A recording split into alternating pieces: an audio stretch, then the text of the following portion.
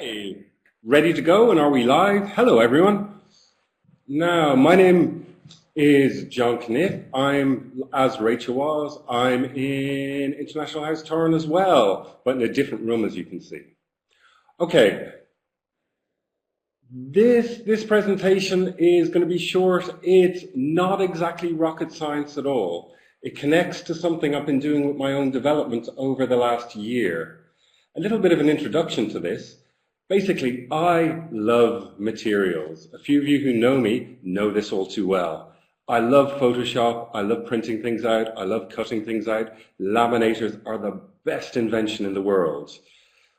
But this year, through a lot of things I've been doing, I'm sort of coming to the conclusion that maybe all of this is a complete waste of time. What we're going to do today is just quickly walk through an activity, how I would have done it, now more a way I'm doing it now, and just looking at the good and bad sides to this. Okay, that's the spiel over. We're going to go straight in. So,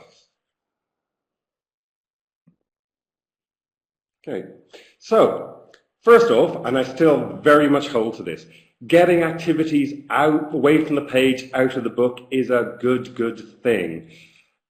I love tech, I love course books, I use course books, but generally students only really see a course book when they're doing a written record. I try and take everything out of the book as much as possible, get it out of the book, away from desks, into the classroom. So we're going to look at an activity as an example of this. Very simple one, comes from an FCE class. So, classic gap fill. You can see what's happening here.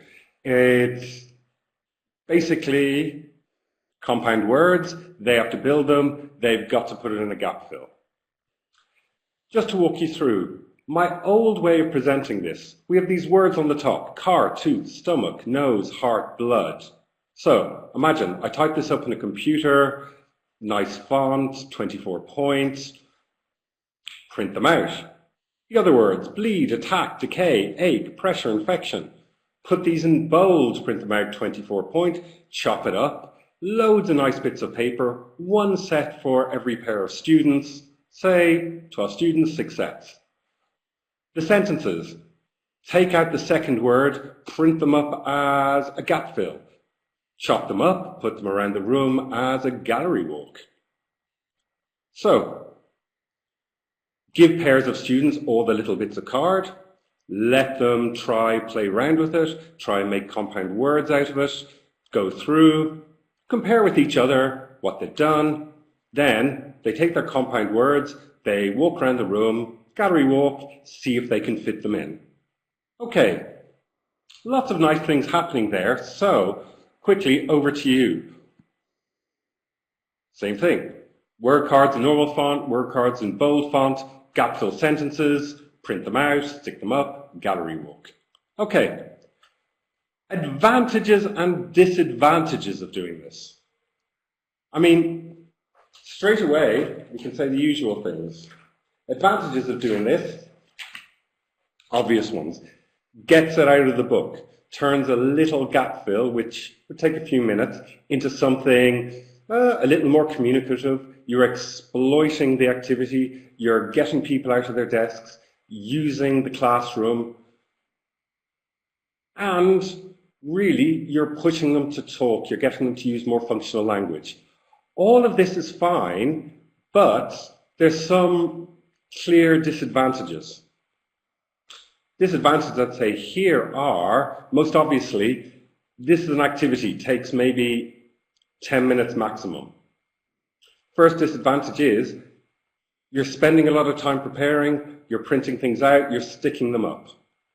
Second disadvantage, and this is the killer, this is something I've noticed up till this year, which is, all sounds great in theory, you're in the classroom, you're going to lose time sorting out all these fiddly little papers, dividing them between students, making sure the gallery walk is stuck up. You might have time to do this before the class, but equally, often as not, you're going in, you have to do this on the fly. The biggest problem here is you lose student engagement. We talk a lot about teacher talking time, but this in a way is teacher resource time. Time in the classroom is being very teacher focused. Not that the teacher is talking, but quite simply, the teacher is sorting out resources. Okay, that's how I was doing it. We're going to look at the exact same activity now in a slightly different way.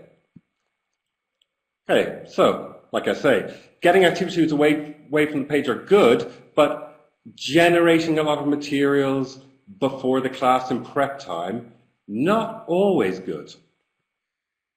So, back here to exactly the same task. Here's a different way to do it.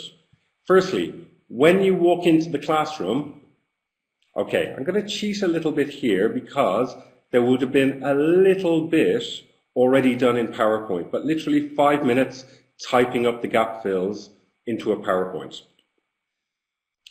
So instead of cutting up lots of bits of paper, trying to sort it, all you need to have walking in is lots and lots of scrap paper you've guillotined to hell into basically business card, credit card sized pieces. So, very simply, divide your group into A-B pairs. First thing you do, you assign them a row. You say every A is going to write down the first word you say. Every B is going to write down the second word you say. Every A will write down the third, B, fourth. That's it. So each student in their pairs has a big stack of paper and a pen. That's all they need. So first word, car. I dictate, they write down. Next word, bleed. The B student writes it down.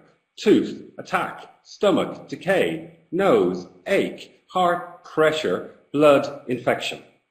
So now, each pair of students has all the words they need. The first word in the pair, in the compound word, it's going to be in one handwriting. The second is going to be in the other student's handwriting. There's been no time lost with them writing it. Next thing they do, they put all their bits of paper on the floor in front of them. All the pairs do. Then they stand up, look at them. They check each other's spelling. They peer check to see if they've gotten the correct word. They check. My big point here is, up to this point, the students have been busy. At no stage have they been left sitting twiddling their thumbs while the teacher's been sorting out resources. Okay, now we've got all the bits of paper. Now they do the same thing. They play with them, they match them, they see what compound words they can build out of the words. That's it. That's done. Next, PowerPoint. Bring up the first gap-fill sentence.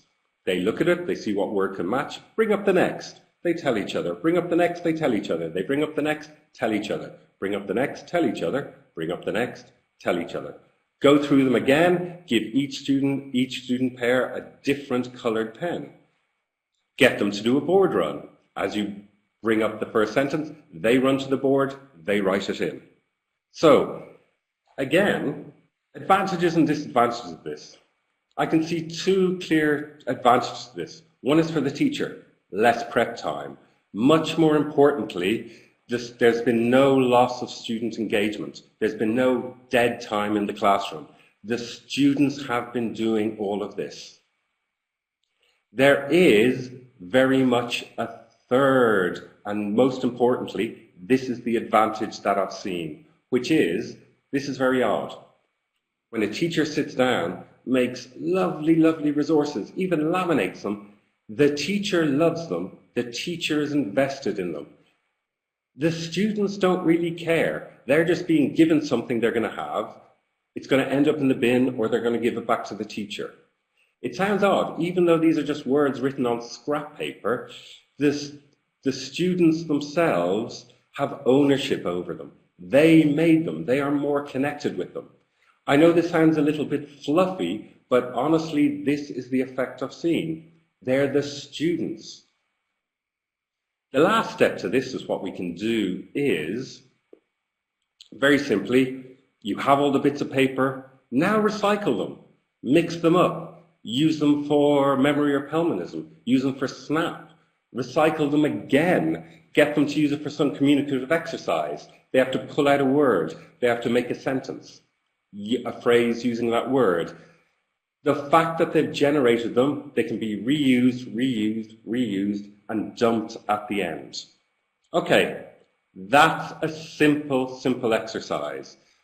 In the last little bit of time we have, we're going to extend it out a bit, make it a little more complicated. Okay, so, sorry, just to go over again here. Getting them to generate, put them into groups, get them to generate the words through dictation. Then floor-based peer checking, get them to check the spelling, get them to check if they've heard the words correctly. You don't do this. Okay? Get them to play around with the words.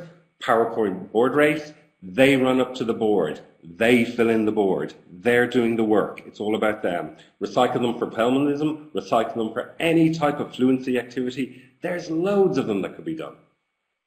Okay, now let's go a little more complicated. Word formation. What you're seeing here, classic FCE word formation task. Not exactly the most exciting thing in the world, but what can we do with it? To start with, same thing. Pairs of students, lots of scrap paper, same deal again. Dictation, teacher dictates, honest, meet, safe, survive, high, approve, poor. All the teacher has to do is read them out, tick them off. Students write them down. When this is done, same thing again, peer checking. Put them on the floor. All the students compare what they did. They peer check spelling. They peer check if they have heard the correct word. Get them to do it themselves.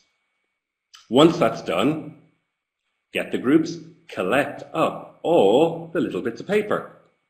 Now, again, cheating a bit, PowerPoint. It does take preparation before the class, but literally 5 minutes, because PowerPoint's lovely, any of these tools are lovely, and we make a table. Here we go. All you need now is this on the PowerPoint. They have all the paper. Give them lots and lots and lots of blue tack. Give them a minute to prepare, working quietly in their pairs. Where would you put them? Make the words. Then, board run. Get them to run up. Get them to stick them in. Remember, if you have 6 pairs, you're going to have 6 of the same word. Get them going crazy. Stick the things on the board. When that's done, get them to step back. Probably they haven't done all of them correctly. They haven't done the same thing. So get them to check themselves. Peer check, peer correct. The same or different. Who's right? Really, what the teacher is doing here is just running these activities, monitoring them, peer checking, peer correcting as much as possible. Okay, that's done. You can do it in various ways, but essentially you can make an activity itself, you can call out words again, the students have to pull that particular word off the board. The important thing is no dead time. Turn, removing all those bits of paper stuck to the board. Turn it into activity. Next step, get the students to put all those bits of paper into a bag. We're going to recycle them. Into a bag, all you need now are fly swats, even hands. The next step, the teacher can do, or even you can get a student to do it. Pull a word randomly out of the bag, say it. You have 2 teams. In the teams, a student has to slap the correct ending on the board. And they have to say the transformed word. Again, really, really easy to set up. No dead time. Like I say, you can even get a student to run it. You can pick a student, especially if you have an uneven number of students in the class. This works perfectly. Let the student pull the words out randomly, call them out. Okay, if you think about this, this is covering a lot of your restricted practice with this word formation. They've done the encounter, they've done it themselves. They're doing all their restricted practice themselves. And now you have a big bag of words, again, turn it into a fluency activity. Okay, I've been talking a lot. Now, just to say, watching the comments, has anyone got any final thoughts?